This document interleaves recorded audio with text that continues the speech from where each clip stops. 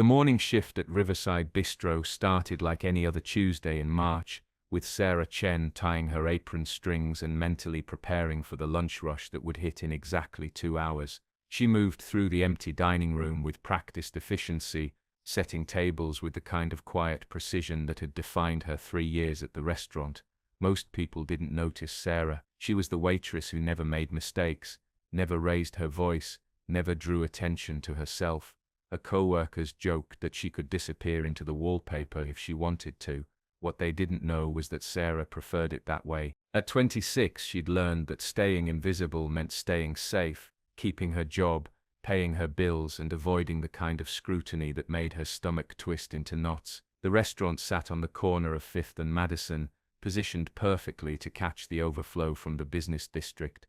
Glass windows stretched floor to ceiling, offering diners a view of the city's pulse, while they ate overpriced salads and artisan sandwiches. Sarah had watched countless power lunches unfold from behind her order pad, observed deals made and broken over Caesar salads, witnessed marriage proposals and business partnerships crumble over dessert. She'd become a student of human behavior by necessity, reading body language and anticipating needs before customers even realized they had them.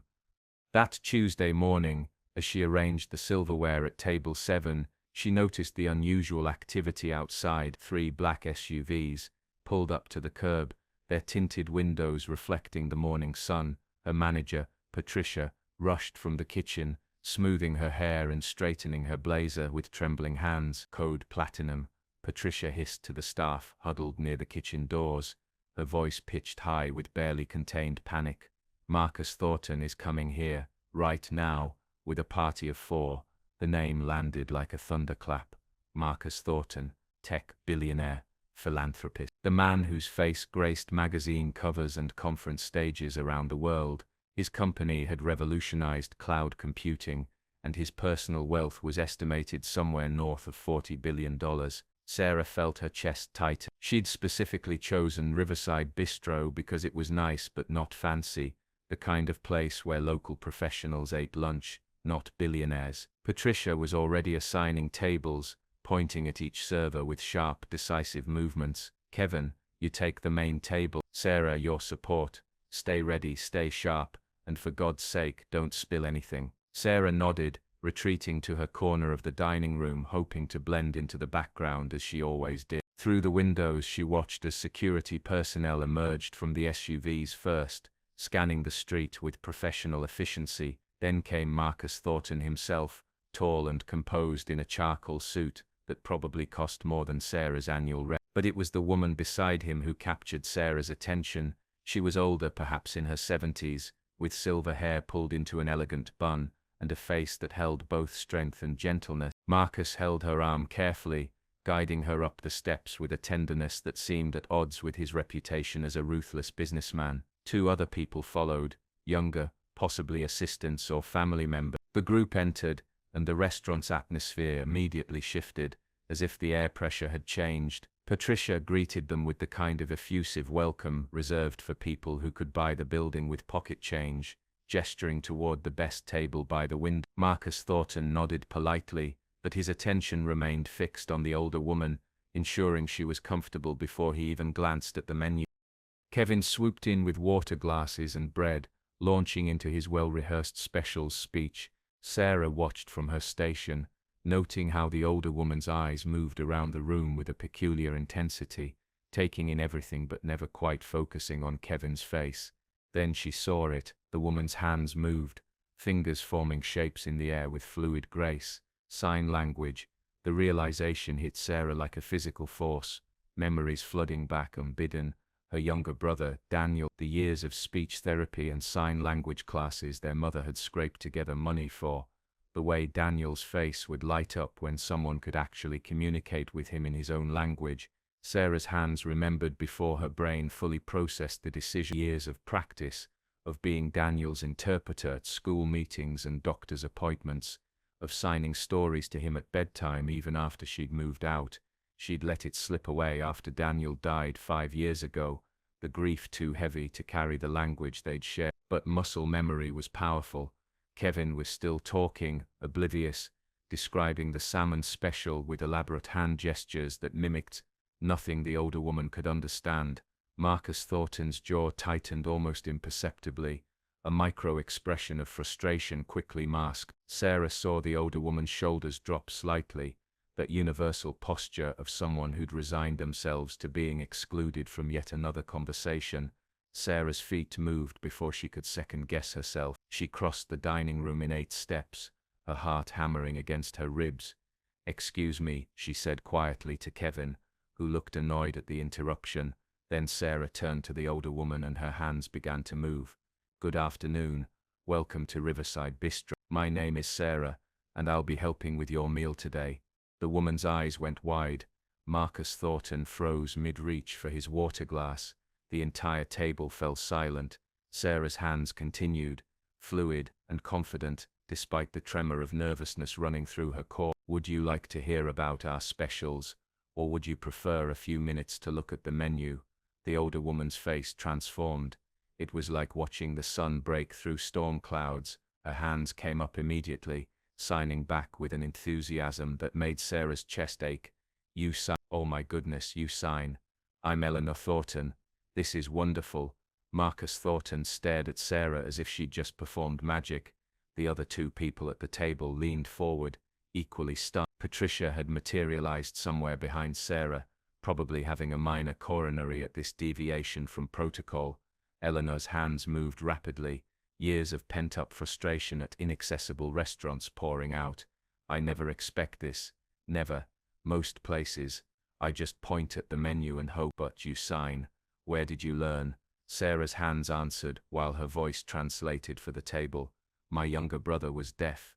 I learned as a child." She didn't mention Daniel's death, didn't let that grief color this moment. Eleanor deserved joy, not Sarah's sadness. What happened next unfolded in a way that would replay in Sarah's mind for years to come. Eleanor began asking questions about the menu, real questions, not the simplified pointing and nodding that had evidently become her norm at restaurants. She wanted to know if the soup was cream-based or broth-based because cream upset her stomach. She asked whether the chicken could be prepared without the rosemary garnish, because she hated rosemary. She inquired about portion sizes, preparation methods, and whether the kitchen could accommodate a request for steamed rather than roasted vegetables. These were normal questions, the kind Sarah fielded 50 times a day, but for Eleanor, they represented something profound, the ability to have preferences, to be specific, to be heard. Sarah's hands moved continuously, translating between Eleanor and the kitchen's capabilities, occasionally pausing to explain something to Marcus and the others at the table. Kevin had retreated, looking somewhat embarrassed. Patricia watched from the hostess stand, her expression cycling through surprise, approval, and calculation. Marcus Thornton finally spoke, his voice quieter than Sarah expected. "I've taken my mother to hundreds of restaurants around the world, some with Michelin stars, some that required reservations months in advance. This is the first time I've seen someone actually communicate with her without me having to interpret." His eyes, when they met Sarah's, held a mixture of gratitude and something that looked like shame. "I've spent billions on technology to connect people, but I never thought to train my own staff in sign language." Sarah didn't know what to say to that, so she simply nodded and focused on Eleanor, who was signing something that made Sarah smile. Eleanor's hands moved with animated joy. "Tell him that money doesn't teach kindness. Tell him this matters more than all his fancy restaurants." Sarah hesitated, then translated faithfully. Marcus Thornton laughed, a genuine sound that seemed to surprise even him. "She's right. She's always right." The meal proceeded, unlike any Sarah had ever served. Eleanor asked her about everything, not just food. Where was she from? How long had she worked here? Did she enjoy her job? They talked about Eleanor's experiences as a deaf woman navigating a hearing world, about the frustrations and small victories. Eleanor had lost her hearing at age 42 due to an illness, had lived half her life hearing and half in silence. "The world gets quieter in more ways than one," Eleanor signed. "People talk over you, about you, like you're not there, like losing your hearing also made you lose your mind." Sarah understood more than Eleanor might have guessed. Being invisible by choice was one thing. Being invisible because others couldn't be bothered to see you was another entirely. Other diners had begun to notice the unusual scene, a waitress and an elderly woman having an animated conversation entirely in sign language, while one of the world's richest men watched with rapt attention. Phones came out.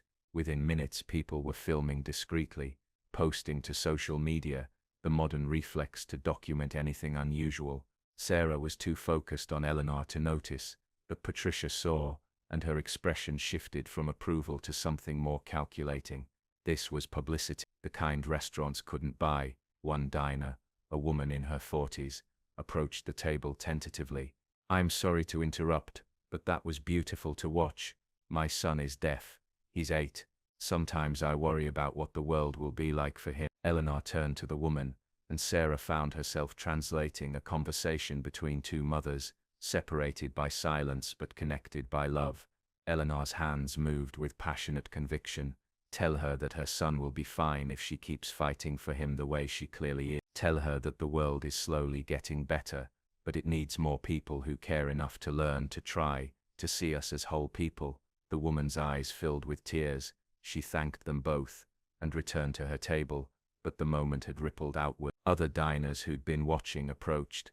A college student revealed she was studying ASL. An older man shared that his late wife had been deaf.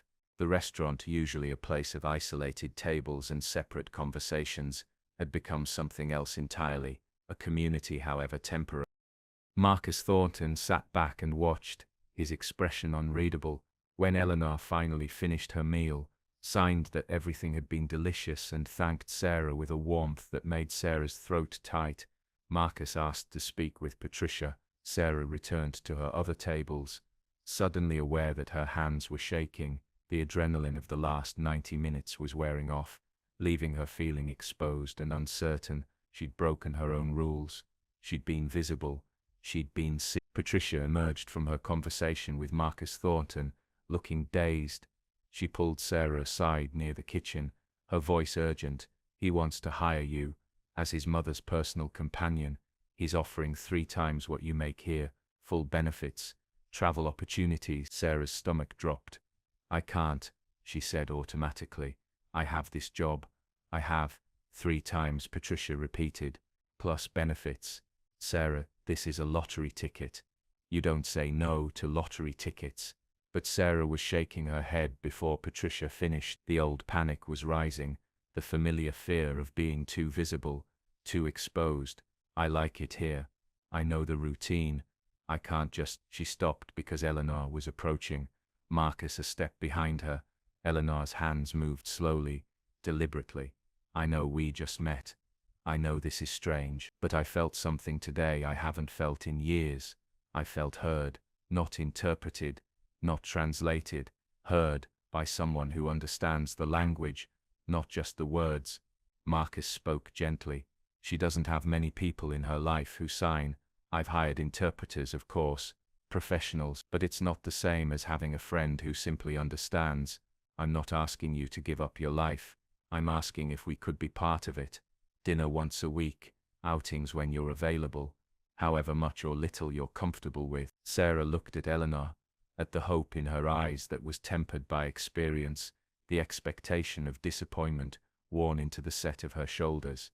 She thought about Daniel, about all the people who'd treated him like he was less than because he couldn't hear their words, about the teachers who'd called him difficult when they'd simply been too lazy to learn his language.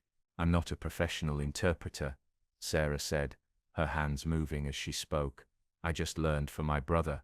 Eleanor's response was immediate. "That's exactly why it mattered. You didn't learn it as a job. You learned it as love." The simplicity of that statement broke something open in Sarah's chest.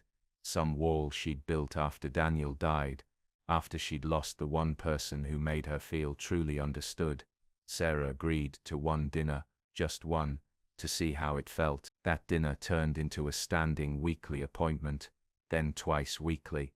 Within a month, Eleanor and Sarah had formed a friendship that surprised them both. Eleanor was sharp, funny, wickedly intelligent, and utterly frustrated by a world that consistently underestimated her because of her deafness. She'd been a mathematics professor before her illness, had published papers that advanced field theory, had a mind that operated on levels most people couldn't fathom, But after losing her hearing, she'd watched her professional respect evaporate. Colleagues who'd sought her opinion suddenly talked around her. Conferences became inaccessible. She'd retired early, not because she wanted to, but because the academic world couldn't be bothered to accommodate her. I became my son's mother. Eleanor signed one evening over dinner at the Thornton family home, a sprawling penthouse that still managed to feel warm. That became my entire identity. Marcus's deaf mother, not Eleanor the mathematician, not Eleanor the person, just the disability. Sarah understood. She'd become Daniel's sister first, Sarah second. After his death, she'd become the girl whose brother died, another label that obscured her actual self. Marcus joined them for these dinners when his schedule allowed. Sarah learned that his drive, his obsessive need to build and create, stemmed partly from watching his mother's brilliant mind be dismissed and wasted. He'd built communication technologies, partly in her honor, though he admitted he'd never quite bridged the gap in his own family. "I can hire the best interpreters," he said one night, "but I never learned myself. Not really. I know basic signs, emergency phrases, but I never committed to fluency. I told myself I was too busy." The guilt in his voice was palpable. Eleanor's response was characteristically blunt. "You were building empires." I understood, but understanding doesn't mean it didn't hurt. That dinner sparked something. Marcus began taking sign language lessons seriously, practicing with Sarah and Eleanor 3 times a week. His progress was slow at first, his fingers clumsy with decades of being trained for keyboards and touchscreens instead of conversation, but he persisted with the same single-minded focus that had built his company. The story, meanwhile, had taken on a life of its own online. Someone's cell phone video from that first lunch had gone viral. "Billionaire's mother finally heard at random restaurant," read one headline. "The waitress who reminded a tech giant what communication really means," read another. Suddenly Sarah was receiving interview requests, job offers, speaking invitations. It was her nightmare realized. Visibility, attention, scrutiny.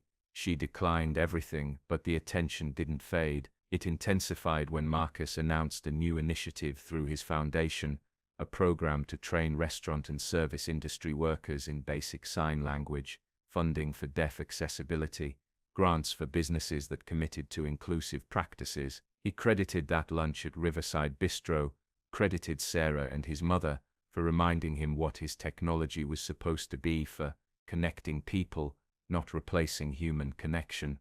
Sarah watched the news coverage from her apartment, feeling surreal and uncomfortable and proud all at once. Eleanor called, the video relay interpreter, translating her signed words. "You started something, you know that, right? By just being kind, by just remembering." 6 months after that first lunch, Sarah stood in a crowded hotel ballroom, her palms sweating, her heart racing. She'd finally agreed to one public appearance, a fundraiser for deaf education programs. Eleanor had asked personally, had promised to be there beside her. The audience consisted of hundreds of people, donors and educators, and advocates, all waiting to hear the story that had captured public attention. Sarah approached the microphone, then stepped away from it. Instead, her hands began to move. "My name is Sarah Chen. I learned sign language for my brother Daniel. He died 5 years ago, and I thought I'd never use it again. I thought I'd locked that part of myself away." She paused while the interpreter voiced her words. The ballroom had fallen completely silent. "But 6 months ago, I met Eleanor Thornton, and she reminded me that some things we learn out of love never really leave us. They just wait for the right moment to matter again." Her hands moved through the story, through that Tuesday morning, through Eleanor's joy at being heard, through the recognition that sparked between two people who understood loss and invisibility. Marcus Thornton sat in the front row beside his mother, both watching Sarah with expressions that made her feel simultaneously exposed and protected. "I'm not special," Sarah continued. "I just did what anyone should do. I paid attention. I noticed someone who wasn't being heard, and I used the tools I had to change that." Eleanor stood suddenly, moving to the stage before Sarah could process what was happening. Eleanor's hands moved, and Sarah found herself translating for her friend rather than speaking for herself. "This woman taught me something important. She taught me that I don't have to accept being invisible. that my voice matters, even if it's silent, that communication isn't just about sound.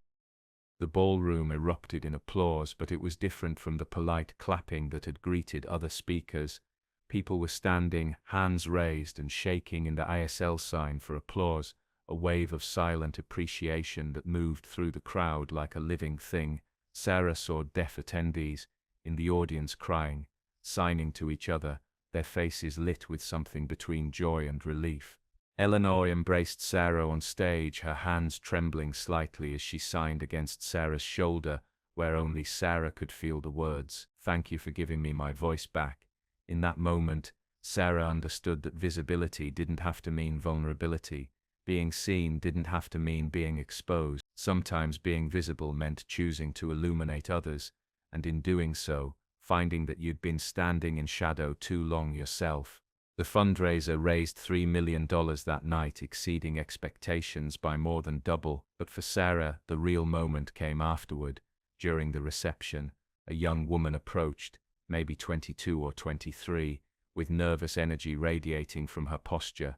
Her hands moved hesitantly, unpracticed signs that Sarah recognized as someone newly learning. "I'm studying ISL," the woman signed, "because I work at a coffee shop, and we have deaf customers. I wanted to be able to help." "Your story made me realize it was important." Sarah's response was simple, "Thank you for caring enough to try." That became her standard response over the following months as the movement Marcus had started gained momentum. Restaurants, retail stores, hotels, all began implementing basic sign language training. It wasn't perfect. Many places did it performatively, the bare minimum to earn good press. But some truly committed saw it as the beginning of genuine accessibility, rather than the end goal. Eleanor and Sarah's friendship deepened into something neither had expected. They traveled together, Eleanor finally able to visit museums and theaters and restaurants without the exhaustion of constantly advocating for her own access. Sarah discovered she enjoyed the visibility after all, when it served a purpose beyond herself. She returned to school part-time, pursuing certification as a professional interpreter, finally finding purpose in the skills she'd developed for Daniel. Marcus eventually achieved fluency in ISL, a process that took him 2 years of dedicated practice. The first time he had a complete conversation with his mother without an interpreter present, without Sarah's help, both of them cried. He told Sarah later that it was one of his proudest accomplishments, more meaningful than any business deal or technological innovation. "I'd spent my whole life building tools to connect people," he said, "but I'd never truly connected with the person who mattered most." Sarah's life had transformed in ways she couldn't have imagined. That Tuesday morning, when she'd tied her apron and prepared for an ordinary shift, she'd gone from invisible to visible, from isolated to connected, from someone running from her past to someone honoring it. Daniel would have loved Eleanor, she thought often, would have appreciated her sharp humor, her refusal to be diminished, her fierce intelligence. In a way, by befriending Eleanor, by choosing to use the language Daniel had taught her, Sarah had kept her brother alive, not in a sad, haunted way, but in a way that celebrated what their relationship had taught her, that communication transcends sound, that connection requires effort and attention, that being truly seen is both terrifying and essential. 3 years after that first encounter, Riverside Bistro underwent renovation. Patricia, ever the savvy businesswoman, had capitalized on the attention, but she'd also genuinely committed to accessibility.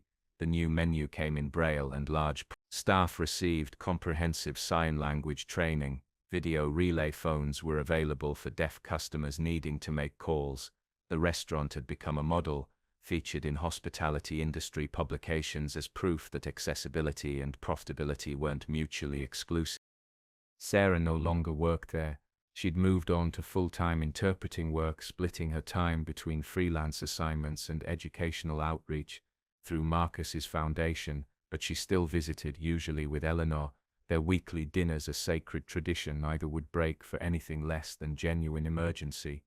On this particular evening, 3 years and 2 months after everything changed, they sat at the same table where they'd first met. A new waitress served them, a young man named Alex, who signed their greeting with competent fluency.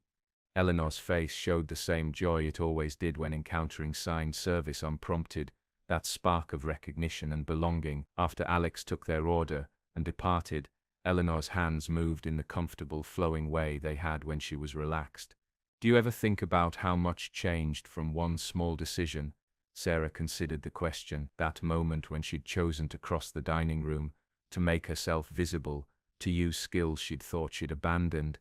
"I think about Daniel," she signed back. "I think he'd be proud that his language, our language, helped build something bigger than us." Eleanor nodded, then signed something that made Sarah's throat tighten with emotion. "He's here, in every sign you make, in every person you've taught, in every deaf person who walks into a restaurant and gets greeted in their own language. That's not just legacy, that's love made visible." The evening progressed with the comfortable rhythm they'd established, conversation flowing between serious and silly, between deep reflection and Eleanor's wicked commentary about other diners. Marcus joined them for dessert, his signs now fluid enough that Sarah barely needed to interpret. He brought news that the Foundation's training program had reached 5,000 businesses across 40 states, with international expansion planned for the next year. "We've received letters," he told them, signing as he spoke for Sarah's benefit. Hundreds of them, from deaf people who cried the first time a cashier signed their greeting, from parents who can take their kids to restaurants without anxiety, from people who'd given up on certain experiences being accessible. He pulled out his phone, scrolled to a particular message, and read it aloud while simultaneously signing. "This one's from a man in Ohio. He says I'm 73 years old. I've been deaf since birth. Last week, for the first time in my life, a waiter at a chain restaurant signed my order back to me, to confirm it. I felt like I mattered, like I was part of the world instead of adjacent to it. Thank you for reminding businesses that we exist." Eleanor reached across the table and took Sarah's hand, squeezed it gently. No signs necessary for that communication. Sarah thought about the girl she'd been 3 years ago, so determined to stay invisible, so committed to keeping her grief and her past locked away where they couldn't hurt her. That version of herself seemed like a stranger now, someone she'd outgrown, like old clothes that no longer fit. Visibility had taught her things invisibility never could. It had taught her that vulnerability and strength weren't opposites, but companions. That being seen meant risking judgment but also invited connection, that the walls we build to protect ourselves often become the prisons that confine us. As they left the restaurant that evening, stepping out into the cool spring air, Sarah paused on the sidewalk where Eleanor had first walked up those steps 3 years ago. So much had changed, yet the street looked the same traffic flowing past, the same buildings reaching toward the sky, the same city rhythm pulsing around them. But Sarah was different. Eleanor was different. The world between them had shifted in small but significant ways. A young couple passed them on the sidewalk, the woman's hands moving in animated signs, her partner signing back with obvious affection. Both deaf, both engaged in the kind of public conversation that would have drawn stares and confusion just a few years earlier. Now, people barely glanced. Marcus noticed Sarah watching them. "You did that," he said softly. "Not single-handedly, but you sparked something. You reminded people that communication is a choice we make, an effort we extend." Sarah shook her head, her hands moving as she spoke. "I just served lunch. Everything else was people choosing to care." Eleanor's response was characteristically direct. "You showed them it was possible. That's everything. Possible is what most people never believe until they see it." They parted ways at the corner, Marcus and Eleanor heading to their car, Sarah walking toward the subway that would take her home. She moved through the evening crowds with a confidence she'd earned rather than faked, no longer trying to disappear into the background, but not seeking the spotlight either, just existing, present, visible in the way humans were meant to be. Her phone buzzed with a message from a former student, someone she'd taught basic ASL to through the Foundation's training program. The message included a video of the student successfully signing an entire transaction with a deaf customer at their retail job, both people smiling with the satisfaction of genuine communication. Sarah watched the video twice, then sent back encouragement and a few tips for smoother signing. This was her life now, built from the wreckage of loss and the unexpected gift of a chance encounter. She thought about the phrase that had become something of a mantra in the deaf community following the viral story: "Notice me, hear me, see me."